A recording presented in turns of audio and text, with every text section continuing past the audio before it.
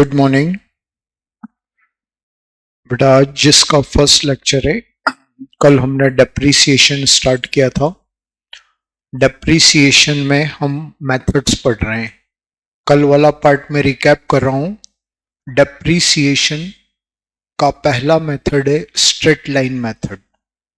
Straight line method वो method है जिसमें डेप्रीसिएशन एसेट्स की ओरिजिनल कॉस्ट पर चार्ज होता है। हर साल डेप्रीसिएशन एसेट्स की ओरिजिनल कॉस्ट पर चार्ज होगा, बैलेंस पर चार्ज नहीं होगा। राइट है।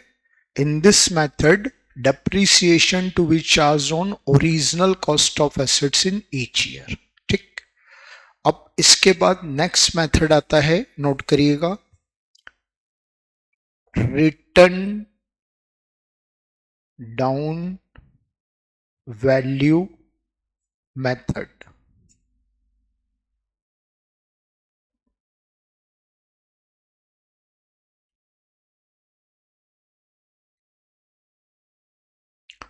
Written down value method.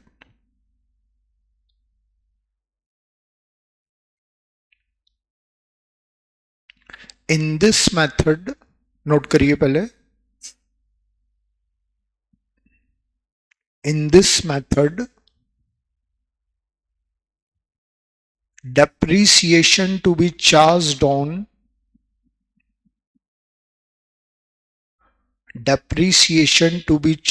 on opening balance of assets,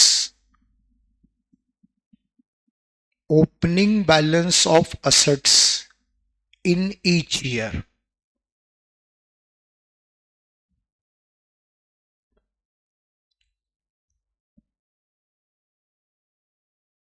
ठीक है। रिटर्न डाउन वैल्यू मेथड, इस मेथड में डेप्रीसिएशन हर साल एसेट्स के ओपनिंग बैलेंस पर चार्ज होता है, ओरिजिनल कॉस्ट पर नहीं होता है। ठीक है। मान लीजिए एक एसेट्स हमने 1 लाख में परचेस किया, 10% WDV मेथड से डेप्रीशिएट करना डिसाइड किया है, तो 10% ऑफ 1 लाख 10,000। अब ये 90,000 सेकंड ईयर का बैलेंस है। अब सेकंड ईयर 90,000 का 10% चार्ज करेंगे। ठीक है। 9,000 बैलेंस 81,000 बचा। 10% ऑफ 81,000 8100। हर साल डेप्रीशिएशन बैलेंस पर चार्ज हो रहा है। 10% ऑफ 1 लाख, 10% ऑफ 90,000, 10% ऑफ 81,000। इसलिए इसको हम बोलते हैं रिटर्न डाउन वैल्यू मेथड। दोनों मेथड का कंपैरिजन करें। स्ट्रेट लाइन मेथड में हर साल 1 लाख कॉस्ट पर चार्ज हो, 10% ऑफ 1 लाख ईच। और रिटर्न डाउन वैल्यू मेथड में हर साल डेप्रीशिएशन एसेट्स के ओपनिंग बैलेंस पर चार्ज करेंगे। डन। ये है पूरा सिस्टम। दो मेथड से हमें अकाउंटिंग करना होती है। अलग अलग क्वेश्चन अलग अलग मेथड के होंगे। अब अकाउंटिंग क्या है, हम डेप्रीसिएशन टॉपिक में मशीन अकाउंट बनाएंगे। डेप्रीसिएशन कल हमने मीनिंग पढ़ा था, टेंजिबल एसेट्स पर चार्ज होता है। टेंजिबल एसेट बहुत सारी हैं, बिल्डिंग है, मशीन है, फर्नीचर है, कार है, बट क्वेश्चन मशीन का ही होता है। रीजन बड़ा सिंपल है, हर बिजनेस में बिल्डिंग एक बार खरीद ली जाती है, बरसों तक सेम रहती, चेंजेस नहीं आते। फर्नीचर में कई सालों तक चेंज नहीं आते हैं, कार में कई सालों तक चेंज नहीं आते हैं। बट मशीन एक ऐसी एसेट से आज खरीदिए, 2 साल बाद फिर एक और खरीद ली, फिर 2 साल बाद एक और खरीद लिया, फिर 2 साल बाद पहली वाली को सेल कर दिया। मतलब मशीन में वेरिएशन ज्यादा होते हैं, परचेसिंग सेलिंग फ्रीक्वेंटली चलती है, इसलिए हमारा क्वेश्चन मशीन अकाउंट का होता है। राइट है। अब मशीन अकाउंट को लेजर फॉर्म में बनाना है हर क्वेश्चन, ये अपन क्वेश्चन में देखेंगे। ओके, यहां तक का आपका बेसिक नॉलेज है। अब हम क्वेश्चंस पर आएंगे। क्वेश्चन का बेस अपन रखेंगे मॉड्यूल। राइट है। जितना टाइम हमारे पास है और जिस तरह की पेपर सेटिंग हर अटेम्प्ट में हो रही है, इवन इस अटेम्प्ट में भी, तो पहली बार जो पढ़ाई होती है नोट्स प्लस मॉड्यूल से होती है। हम यहाँ पर ओरिजिनली मॉड्यूल से पढ़ रहे हैं जिसमें सब कुछ कवर होगा। जहां पर मॉड्यूल थोड़ा सा लैग करेगा वहां मैं आपको अलग से क्वेश्चन प्रोवाइड करूंगा। ठीक है, चलिए।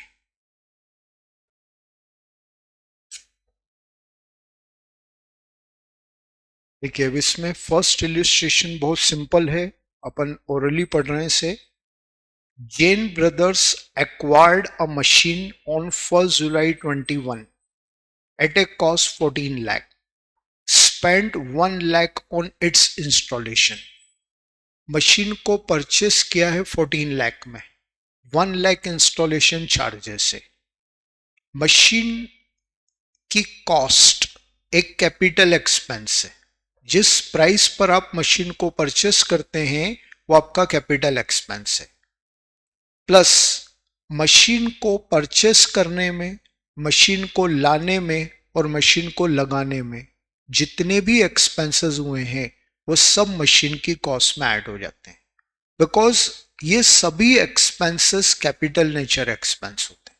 ठीक है, तो मशीन को खरीदने में, लाने में और लगाने में, इसमें मेजर होते हैं मशीन को लाने का कैरिएज, मशीन को उठाने का वेजेस, मशीन के इंस्टॉलेशन चार्जेस, ये सब कैपिटल नेचर एक्सपेंस अकाउंट ने कंसिडर किए और ये मशीन की कॉस्ट में ऐड हो जाते हैं। राइट, तो ये 1 लाख अपन ने ऐड कर दिया, 15 लाख की मशीन हो गई। फॉर्म राइट ऑफ डेप्रीशिएशन 10% पर एनम ऑन ओरिजिनल कॉस्ट। किस मेथड में ओरिजिनल कॉस्ट पर डेप्रीशिएशन लगता है? स्ट्रेट लाइन मेथड में। तो ये स्ट्रेट लाइन मेथड है, 10% पर annum on original cost every year. Books are close on 31 December every year. हर क्वेश्चन में अपन एक चीज देखेंगे, डेप्रीशिएशन रेट के साथ पर एनम वर्ड लिखा हुआ है। पर एनम वर्ड होने का इंपॉर्टेंस ये है कि जितने मंथ्स मशीन यूज में आई उतने मंथ्स का डेप्रीशिएशन लगेगा। According to use depreciation charge होता है पर एनम के केस में। आप मशीन 1 मंथ यूज कर रहे हो तो 1 मंथ का लगाएंगे, 3 मंथ्स कर रहे हो 3 मंथ्स का, 6 मंथ से 6 मंथ्स का, और फुल ईयर है तो फुल। ठीक है, यहां 1 जुलाई 21 को मशीन खरीदी है, बोल रहा है books are close on 31 December every year. अब 1 जुलाई 21 वाला ईयर 31 दिसंबर 21 को एंड हो जाएगा। कितने time use I machine? 6 months. इस पूरे चैप्टर में मंथ्स काउंटिंग सबसे इंपॉर्टेंट फैक्टर है, जिसको हम बहुत ज्यादा इजी मानते हैं, वो हमारे क्वेश्चन को गलत करवाता है। बहुत केयरफुली हमेशा मंथ को ध्यान रखें। बस 1 जुलाई टू 31 दिसंबर 6 मंथ्स हो रहा है। ठीक है, अब 6 मंथ्स का डेप्रीशिएशन यहां चार्ज करना है।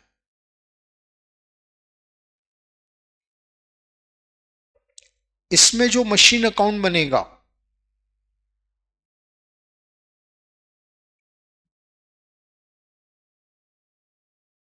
मशीन अकाउंट का फॉर्मेट फिक्स है, लेजर फॉर्म में हमें इसे बनाना होता है। सेंटर पॉइंट पर एक कॉलम, एक लाइन ड्रॉ कर लेते हैं। ये डेबिट साइड है, डेट, पर्टिकुलर एंड अमाउंट।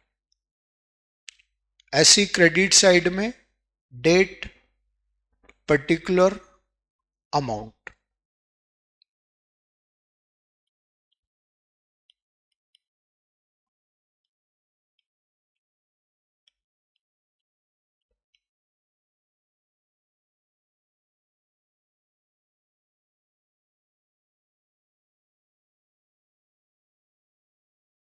ठीक है, सबसे पहले 1 जुलाई 21 को मशीन परचेस की है टू बैंक, 15 लाख। बहुत छोटा क्वेश्चन है, बेसिक सा। एक ही मशीन खरीदी है, बट अच्छे अपने लेवल के क्वेश्चन पर एक से ज्यादा मशीनें खरीदेगा। हमेशा आप उसको ABC अल्फाबेटिकली नॉमिनेट कर ले। पहली मशीन को ए, दूसरी को बी, तीसरी को सी। ठीक है, टू बैंक का लॉजिक क्या है? अपन हर चीज को जर्नल एंट्री के बेस पर समझें, वो हमेशा याद रहती है और कॉन्सेप्ट वाइज नॉलेज है। मशीन परचेस्ड एक ट्रांजेक्शन, इसकी जर्नल एंट्री क्या होती है? Machinery debit to cash. Machine business में आ रही है और कैश जा रहा है, debit what comes in, credit what goes out. इस रूल से एंट्री मशीन टू कैश होती है। आज प्रैक्टिकल लाइफ में, रियल लाइफ में मशीनरी का पेमेंट हेवी होता है, तो वो कैश में पेड नहीं होते हैं। 90% केसेस में मशीन का पेमेंट चेक से होता है। तो हम एक प्रैक्टिस बना लेंगे कि टू कैश के बजाय हमें टू बैंक लिखना है, राइट है। कोई रूल नहीं है, अगर आपने टू कैश लिख दिया तो गलत नहीं करेगा, बट मेरा एडवाइस है अपन टू बैंक लिखेंगे। ये मशीन परचेस हो गई। अब इसी मशीन पर ईयर एंडिंग डेट पर डेप्रीशिएशन चार्ज हो जाता है। हमेशा डेप्रीशिएशन मशीन अकाउंट के क्रेडिट में आ जाएगा। अब डेप्रीसिएशन की जर्नल एंट्री क्या होती है? डेप्रीसिएशन बिजनेस के लिए लॉस है, और नॉमिनल अकाउंट के रूल के अकॉर्डिंग लॉस डेबिट होते हैं, तो एज ए लॉस डेप्रीसिएशन क्या हो जाएगा? डेबिट। और मशीन की वैल्यू कम हो रही है। देखो 3 बेसिक रूल हैं पर्सनल, रियल, नॉमिनल के, पूरी अकाउंटेंसी में चलेगा। और बेसिक अकाउंटिंग आपको उन्होंने रिपीटर बैच में मानकर ही स्टार्ट करता हूं, फिर भी एक बार अपन रिवाइज कर रहे हैं। पर्सनल अकाउंट का रूल क्या है? Debit the receiver, credit the giver. आप जिस पर्सन के साथ ट्रांजेक्शन कर रहे हैं, वो पर्सन अगर रिसीवर है तो उसका अकाउंट डेबिट कर देंगे, अगर वो पर्सन गिवर है उसका अकाउंट क्रेडिट कर देंगे। Debit the receiver, credit the giver, ठीक है। दूसरा रूल है रियल का, क्या है? Debit what comes in and credit what goes out, ठीक है ना। वस्तु के रिगार्डिंग बात होती है, एसेट्स इसी वस्तु के अंतर्गत आती है। अगर वस्तु आ रही है तो उसका अकाउंट डेबिट, और जा रही है तो उसका अकाउंट क्रेडिट, ठीक है। थर्ड रूल है नॉमिनल का, debit all expenses and losses, credit all income and gain, ठीक है। इन 3 रूल्स के बाद एक मॉडर्न अप्रोच भी आपको अच्छे से याद रखना है। आपने पहले पढ़ा हुआ है, वेल नोन, नहीं पढ़ा है आज याद रख लो। मैं अपनी अकाउंटेंसी में इसको बहुत ज्यादा यूज करता हूं। जितना इंपॉर्टेंस इन 3 रूल्स का है, पर्सनल, रियल, नॉमिनल, इक्विवेलेंट इस मॉडर्न अप्रोच का है। ये किसी अकाउंट का रूल नहीं है, ये अकाउंटिंग की मॉडर्न अप्रोच है। Debit all assets account, credit all liabilities account, ये अप्रोच एक मॉडर्न रूल है अकाउंटिंग का। असेट्स अकाउंट डेबिट होते हैं, लाइबिलिटी क्रेडिट होती है, बेसिक रूल है, ठीक है। अब डेबिट ऑल असेट्स ये रूल है, और अगर आपको किसी असेट्स को कम करना है तो वही असेट्स आप क्रेडिट कर देंगे, ठीक है। असेट डेबिट होती है, बाय नेचर असेट डेबिट होती है, लेकिन आप उसी असेट्स को रिड्यूस करना चाहते हैं, उसकी वैल्यू को कम करना चाहते हैं, तो वही असेट्स क्रेडिट हो जाएगी, ठीक है। तो अपन ने डेप्रीशिएशन लगाया, डेप्रीशिएशन लॉस है, as a loss depreciation debit हो जाएगा, और असेट्स की वैल्यू कम हो रही है तो वो मशीन क्रेडिट हो जाएगी। तो एंट्री हो गई डेप्रीशिएशन डेबिट टू मशीन। अब मशीन अकाउंट में ये बाय डेप्रीशिएशन आ जाता है, राइट है। कितना परसेंट डेप्रीसिएशन है? 10%, ठीक। 15 लाख का 10%, 75,000। 15 लाख का 10%, 1,50,000। लेकिन हमें कितने लेना है? 1 जुलाई से 31 दिसंबर, 6 मंथ्स, तो 75,000 हो जाएगा। तो ये बाय डेप्रीसिएशन आ गया 75,000। डन। अब बैलेंसिंग कर लेंगे तो बाय बैलेंस सीडी ये आ जाएगा 14,25,000। टोटल आ गया 15 लाख। ओके। अब ये 2 इयर्स का अकाउंटिंग मांग रहा है, तो नेक्स्ट ईयर 1 जनवरी 22 टू बैलेंस बीडी 14,25,000। कोई ट्रांजेक्शन है ही नहीं, सिर्फ डेप्रीशिएशन लगाना है। 31 दिसंबर 22 बाय डेप्रीशिएशन। बेटा जी method is straight line method, तो अगेन ओरिजिनल कॉस्ट पर लगेगा। बैलेंस कितना उससे कोई मतलब नहीं है, तो 10% ऑफ 15 लाख, 1,50,000। पिछले साल 6 महीने यूज आया था इसलिए 75 लगा, अब तो पूरे साल यूज आया इसलिए 1,50,000 लगेगा। तो ये आ जाएगा बाय बैलेंस सीडी। कितना हो रहा है ये? 12,75,000, राइट। ये अकाउंटिंग डन बेटा। बिल्कुल सिंपल क्वेश्चन है, इसलिए अपन ज्यादा अटेंशन नहीं दे रहे हैं इस पर, राइट। चलिए अब इसी का एक एक्सटेंशन इन्होंने ऐसा दिया हुआ है। सेकंड क्वेश्चन है ये, Jain Brothers acquired machine on 1st July 21 at a cost 14 lakh, spent 1 lakh on its installation. Firm write-off depreciation 10% per annum every year. The books are closed on 31st December every year.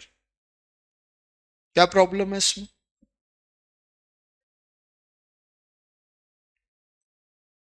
Firm writes off depreciation at 10% per annum every year. Books are closed on 31st December every year. इस question में क्या problem?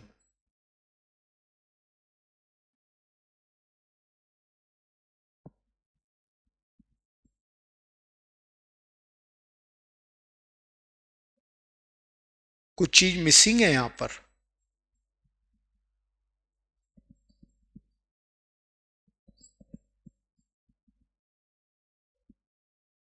Method नहीं दिए ना, method नहीं दिए. हाँ अयन, answer सही है आपका. मेथड नहीं दिए, राइट है. ऐसा कभी नहीं होता है, ठीक है, कि क्वेश्चन मेथड मेंशन न करे, ऐसा कभी नहीं होता है. बट इसने किया हुआ हमें नहीं मालूम क्यों किया है. मेथड क्लियर नहीं है तो हम रिटर्न डाउन वैल्यू मेथड को अज्यूम कर ले. जो भी अजम्पशन आप ले रहे हैं नीचे नोट लगा दें, वो इसीलिए तो मेथड मेंशन करेगा. भाई आप 10 स्टूडेंट को मैं क्वेश्चन करा रहा हूं, भाई करो अपने मन से करो, अपना दिमाग लगाओ, तो आप 5 स्ट्रेट लाइन मेथड अज्यूम कर लोगे, 5 WDV अज्यूम कर लोगे, कि स्टैंडर्ड आंसर थोड़ी रहेगा. मैंने पूछा ऐसा क्यों किया, बोले सर आप ही नहीं तो बोला अज्यूम करो. हमारी मर्जी, हम क्या अज्यूम कर रहे हैं, ठीक है ना. तो आपको रेयरेस्ट पॉसिबिलिटी की अगर मेथड ना दे तो return down value method assume करें. मैं क्यों बोल रहा हूं रिटर्न डाउन वैल्यू अज्यूम करने का? क्योंकि return down value method most logical और कॉन्सेप्चुअल मेथड है. स्ट्रेट लाइन और WDV दोनों मेथड का कंपैरिजन करें तो स्ट्रेट लाइन की कंपैरिजन में WDV ज्यादा लॉजिकल है, ज्यादा परफेक्ट है. रीजन बता सकते हो?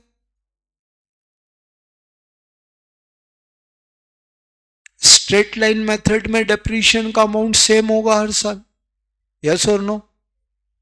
एसेट पहले साल ब्रांड न्यू है. मेरा एग्जांपल अभी जो दिया था मैंने 1 लाख का example, 1 lakh brand new asset से 10,000 डेप्रिशिएशन. लास्ट ईयर एसेट खटारा हो गई, जिसको हम ऑर्डिनरी लैंग्वेज में खटारा बोलते हैं, खत्म होने वाली पोजीशन में आ गई, तब भी 10,000. ब्रांड न्यू थी तब भी 10,000, बिल्कुल खटारा हो गया, आखिरी सांसें गिन रही हो एसेट्स, तो भी 10,000. लॉजिकल नहीं लगती ये बात. अब इस WDV में आओ, बैलेंस का 10% लगाना है.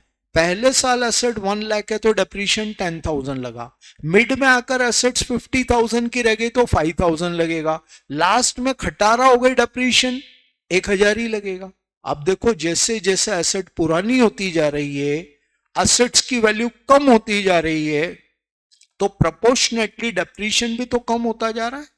सीधी बात है, ये लॉजिकल लगता है. इसलिए अगर इन केस कभी मेथड मेंशन ना करे तो आप रिटर्न डाउन वैल्यू मेथड का अजम्पशन ले लें. अब सेम क्वेश्चन है, सिर्फ रिटर्न डाउन वैल्यू लेना है. पहले साल 15 लाख का 10% 6 मंथ्स का 75,000 ही रहेगा, बैलेंस 1425 आएगा. 1425 बैलेंस अपन ने ब्रॉट डाउन कर लिया. अब WDV मेथड अज्यूम करेंगे तो सेकंड ईयर डेप्रिशिएशन कितना लग जाएगा बेटा जी? 14,25,000 का 10%, 1,42,500, ये डेप्रीसिएशन लग गया. ठीक है, लेस करो इसको. 1425 में से 142,500 लेस करो,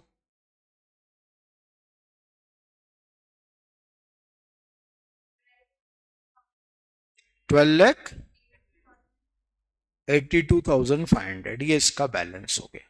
राइट है, कोई हमारा लेवल नहीं है, ये सिर्फ एक इंट्रोडक्शन है क्वेश्चन का, मॉड्यूल का. बस यही पॉइंट है कि वो बिल्कुल जीरो से आपको बताता है. राइट है, देखिए टू बी फ्रैंक, जो नए स्टूडेंट मेरे पास पढ़ रहे हैं, मैं उनको अपना एक सिस्टम क्लियर कर दूं. जो नहीं पढ़ना है मैं बिल्कुल मना कर दूंगा, भाई ये हमें नहीं पढ़ना है, जो हमारे लेवल की बात नहीं है. ठीक है ना, जो कभी ऐसा होगा नहीं. और जिसको मैं बोलूंगा बाद में पढ़ेंगे, वो बाद में टर्न आएगा.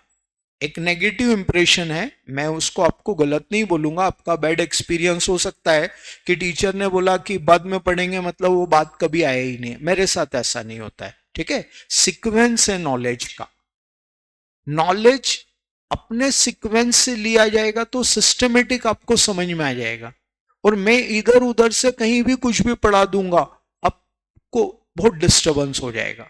तो ये सीक्वेंस मेरे ऊपर छोड़ दो बस, मैं अपने नॉलेज और एक्सपीरियंस से जो सीक्वेंस बनाकर आपको दे रहा हूं वो आपके लिए बेस्ट है बस। ये अदर मेथड्स हैं, कल मैं आपको क्लियर कर चुका हूं। पहले हम 2 मेथड पढ़ेंगे, उसके बाद अदर 4 मेथड्स पढ़ेंगे। तो ये सब अपन सेकंड राउंड के लिए ड्रॉप कर रहे हैं। मॉड्यूल अपनी स्टाइल से लिखा है, हमें अपने हिसाब से पढ़ना है। ये सब मैंने अभी स्किप कर दिया, ये अपन बाद में लेंगे, ठीक है।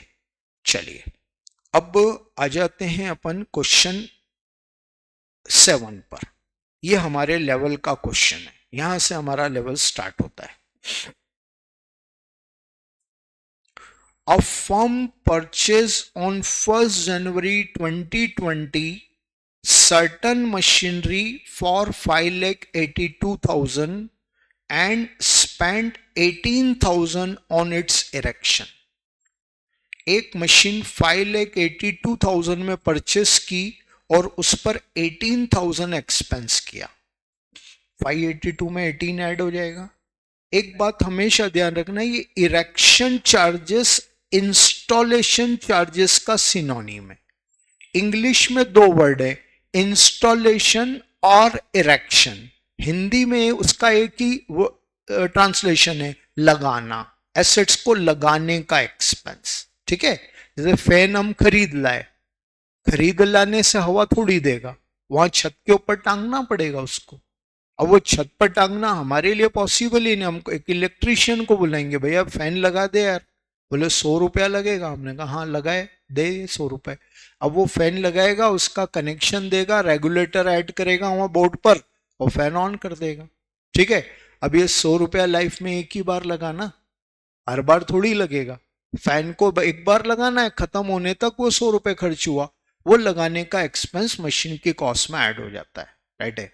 तो ये मशीन अब हो गई 6 लाख की। ऑन 1 जुलाई 2020, मैं एक ही बात बार बार बोलूंगा, डेट और टाइम इस चैप्टर का सबसे बड़ा लूप हॉल है। इसी की वजह से बच्चे क्वेश्चन गलत करते हैं। अपने को उस पर पूरी अवेयरनेस रखना है। 1 जनवरी 2020 अब 1 जुलाई 2020 सेम ईयर हो गया बस। Another machinery for 2 lakh was acquired. Acquired का मतलब होता है परचेस। 2 लाख रुपए की एक और मशीन इन्होंने परचेस कर ली सेम ईयर 1 जुलाई को। इसको अपन नाम दे देंगे बी मशीन।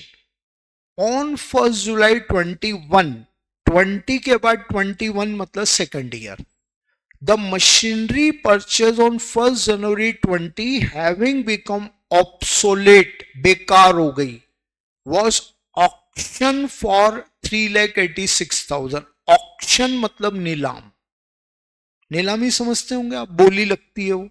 तो नीलाम होना और सेल होना एक ही होता है हमारी अकाउंटिंग पर्पस से। तो पहली मशीन, फिर से पढ़ो, ऑन 1 जुलाई 21 machinery purchase on 1 January 20 having become obsolete and was auction for 3,86,000। इन्होंने फर्स्ट मशीन को 3,86,000 में ऑक्शन कर दिया, मतलब बेच दिया। On same date fresh machine was purchase at a cost 4 lakh, 4 lakh रुपए में एक और मशीन परचेज कर ली, राइट है। Depreciation was provided for annual on 31 December at the rate 10% पर annum on written down value. Written down value method से depreciation लगाना है, ठीक है। अब इसकी अकाउंटिंग हम यहां पर करेंगे।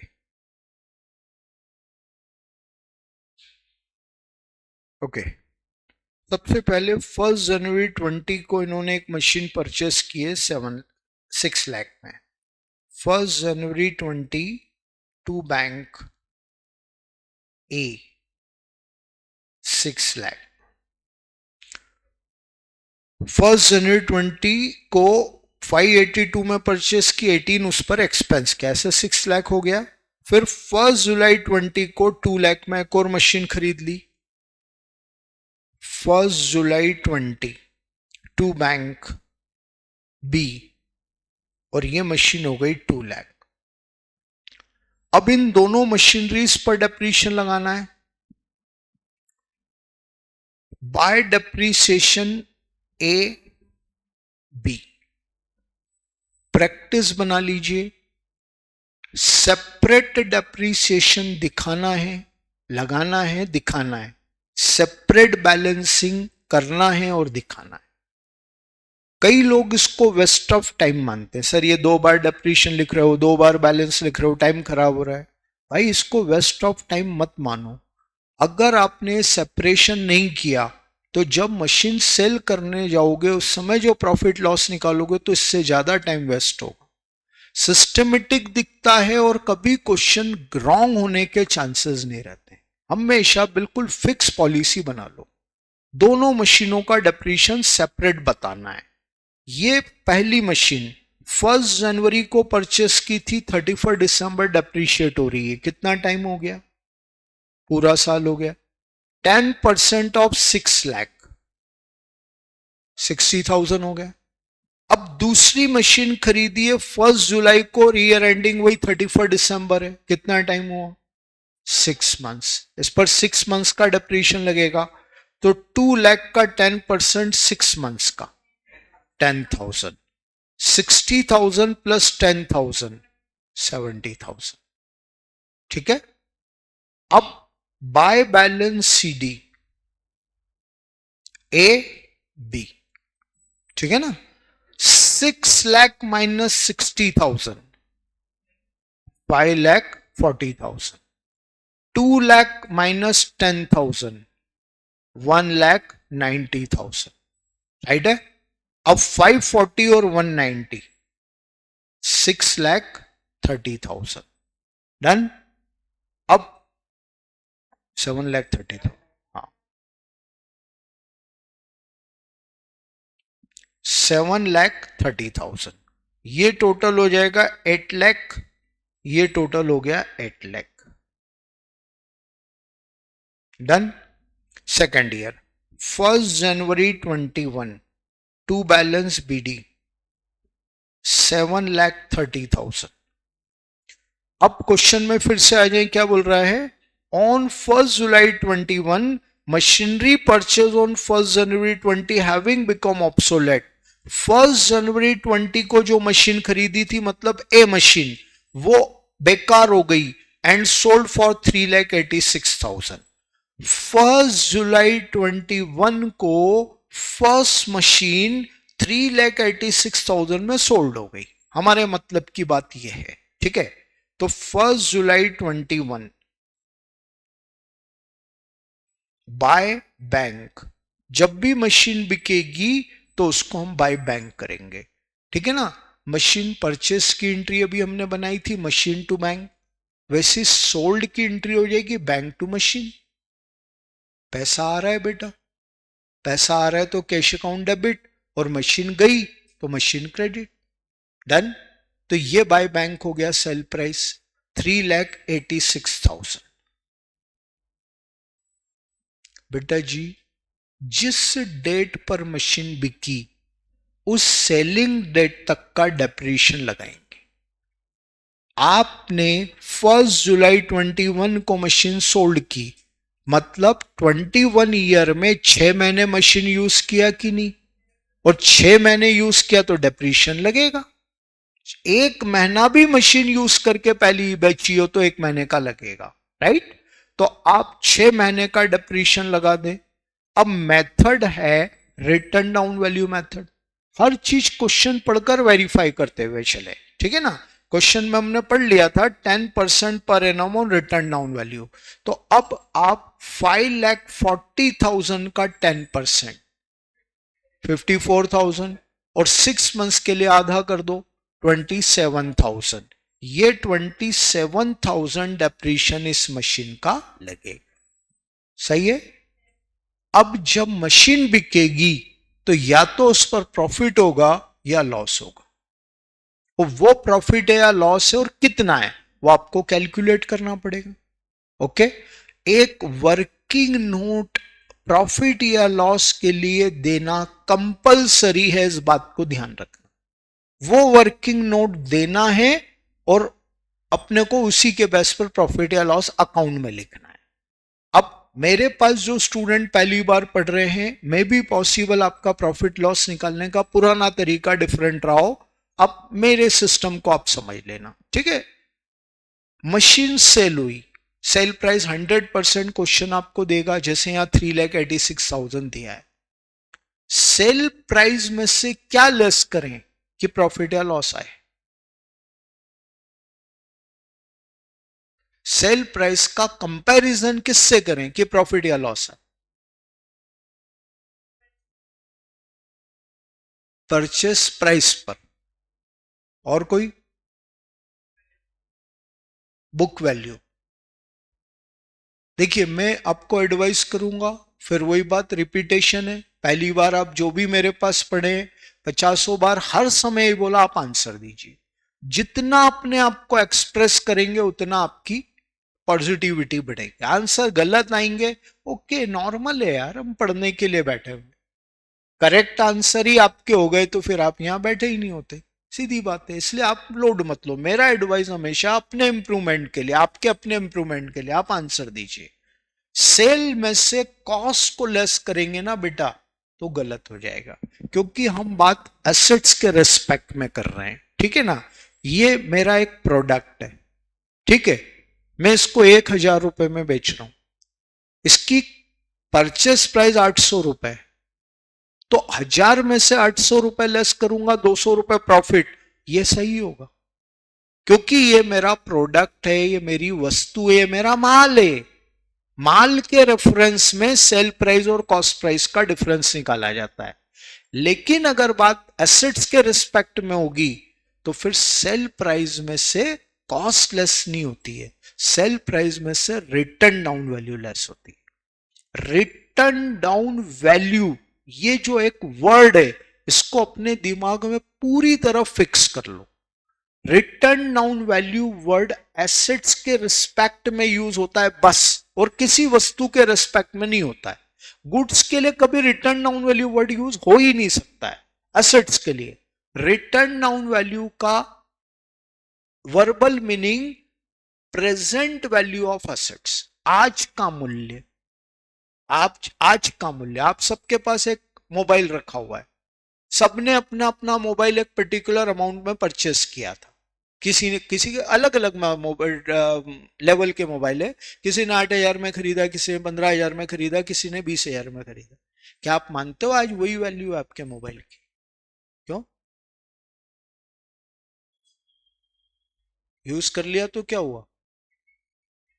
वो उसकी वैल्यू कम हो गई, है ना। यूज कर लिया, यूज करने की वजह से आज आपका मोबाइल पुराना हो गया है। अब जितने में खरीद कर लाए थे आज क्या उतने में बिक जाएगा? नहीं नहीं सर, ऐसा थोड़ी है। आपने 10,000 रुपए में मोबाइल खरीदा, ठीक है, आज बेचने जाओगे तो 6,000 रुपए ही मिलेंगे या 4,000 ही मिलेंगे, इवन 1,000 ही मिलेगा। ये आज की वैल्यू, रिटर्न डाउन वैल्यू, समझे। ये रिटर्न डाउन वैल्यू है। रिटर्न डाउन वैल्यू का practical formula, cost less depreciation.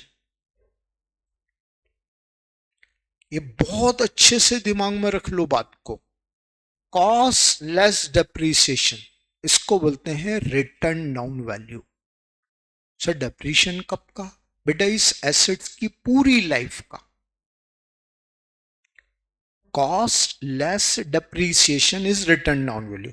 और रिटर्न डाउन वैल्यू के लिए ही अकाउंट ने एक और वर्ड दिया है, बुक वैल्यू।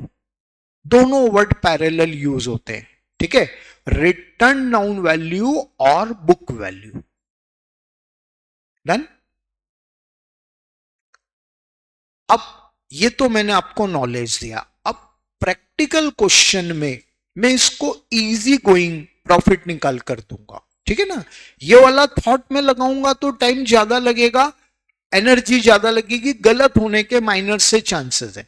तो ये तो नॉलेज है कि रिटर्न डाउन वैल्यू का एग्जैक्ट मीनिंग ये होता है। अब अपन न्यूमेरिकल क्वेश्चन में इसको ऐसे बताएंगे, जिस ईयर एसेट्स को बेचा, जिस ईयर एसेट्स को बेचा उस ईयर की का उस एसेट्स का ओपनिंग बैलेंस कितना।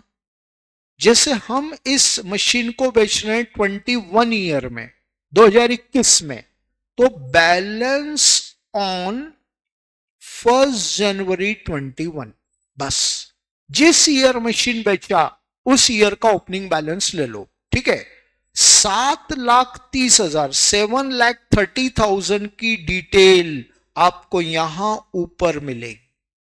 ठीक है ना, मैंने एक शॉर्टकट लिया है। सर आपने ये जो 7,30,000 यहां लिखा, इसकी डिटेल यहां दी, वैसी डिटेल आप यहां क्यों नहीं दे रहे हो? बेटा जरूरत नहीं है, जरूरत नहीं है, क्योंकि जब भी जरूरत होगी इसकी तो अपन ऊपर से उठा लेंगे, यहां लिखने में टाइम वेस्ट नहीं करें। ठीक है, तो यहां का बैलेंस मैं नहीं देता हूं, एडवाइस भी नहीं दे रहा हूं देने की, आप ऊपर से उठा लो। अब देखो 7,30 में ए का बैलेंस कितना है? 5,40,000। तो जो ए आप बेच रहे हो उसका सेलिंग ईयर में ओपनिंग बैलेंस 5,40,000, वो आप ले लो। ठीक, सेलिंग डेट तक का डेप्रीशिएशन आप यहां लगा चुके हो, वो डेप्रीसिएशन आप यहां से माइनस कर दो। ठीक है, ये आ गया आपका रिटर्न डाउन वैल्यू। समझ में आई बात? ये छोटा क्वेश्चन है, हो सकता है तीसरे साल आप एसेट बेच रहे हो, तो कहां पहले के डेप्रीशिएशन गिनने बैठे हो यार। आप जिस ईयर बेच रहे हो उस ईयर का ओपनिंग बैलेंस लो, सेलिंग डेट तक का डेप्रीशिएशन लेस कर दो। ओके, वेरीफाई कर लेना, उतना ही आएगा। अब एक इसको वेरीफाई करवा रहा हूं। पहले साल इस मशीन पर डेप्रीशिएशन कितना लगाया? 60,000, है ना। दूसरे साल सेलिंग तक का 27, 60 प्लस 27 87 हो रहा है। अब इस एसेट्स की कॉस्ट है 6 लाख, 6 लाख में से 87 लेस करो, वही 5,13,000 आएगा। यहां भी वही आ रहा है। ठीक है ना, कभी चेंज होगा ही नहीं, इसलिए अपनों को बड़ा पाथ नहीं लेना है, बड़ा रास्ता नहीं चुनना है, शॉर्टकट लेंगे, ये शॉर्टकट है। ये आ गई बेटा जी रिटर्न डाउन वैल्यू, डन। और अब आप इस रिटर्न डाउन वैल्यू में से लेस कर दो सेल। ये सेल प्राइस क्वेश्चन दे रहा है 3,86,000, तो ये 386 इसमें से लेस कर दिया। 1,27,000 क्या आ गया बेटा जी? ये लॉजिक बनाना, रिटर्न डाउन वैल्यू ज्यादा है और सेल कम है। रिटर्न डाउन वैल्यू मतलब आज की वैल्यू ज्यादा है और सेल कम में हुआ, तो भाई लॉस ही तो हुआ। तो ये क्या हो गया? लॉस। पूरे चैप्टर के हर क्वेश्चन में जहां भी एसेट बिकेगी मैं प्रॉफिट या लॉस ऐसे ही निकाल कर दूंगा। एक दो क्वेश्चन में आप अपनी प्रैक्टिस बना लीजिए। तो ये 1,27,000 जो लॉस हुआ है इसको लिखेंगे by profit and loss, but bracket में लॉस ऑन सेल कंपलसरी लिखेंगे। ठीक है, ये ब्रैकेट में आ गया लॉस ऑन सेल 1,27,000, खत्म, डन। ये एसेट्स खत्म हो गई, आपने इसको सेल कर दिया। सेल का सेलिंग डेट तक का डेप्रीशिएशन, उसका प्रॉफिट या लॉस, ये सब आपको लिखना है। ओके, अब फिर से क्वेश्चन में आए। अब आगे क्वेश्चन क्या बोल रहा है? उसी डेट पर 4 लाख की एक और मशीन परचेस कर ली। उसी डेट मतलब सेलिंग डेट 1 जुलाई 21 टू बैंक, और ये हो गई आपकी कौन सी? सी मशीन, है ना, 4 लाख। अब बताइए कौन कौन सी बची? बी और सी बची, क्योंकि ए आप सेल कर चुके हो। अब बची हुई मशीनों पर डेप्रीशिएशन लगा दो, बी एंड सी। अब चूंकि बी पुरानी मशीन है, उसका पुराना बैलेंस आपके पास है 1,90,000, तो अब 190 का 10% लगाएंगे, 19,000, राइट है।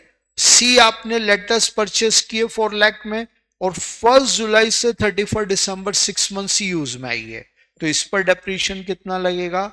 20,000, राइट है। और ये डेप्रीशिएशन टोटल बार आ जाएगा 39,000।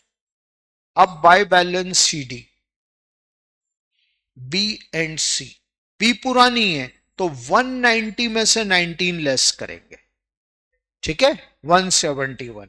और सी 4 लाख में से 20,000 लेस करेंगे, 3,80,000, ठीक है। तो ये 5,51,000 टोटल बैलेंस बाहर आ जाएगा। तो ये हो जाएगा आपका 11,30,000 और ये भी हो गया 11,30,000। ओके बेटा, किसी ने अभी बोला है कि एग्जाम का क्वेश्चन भी बता दीजिए।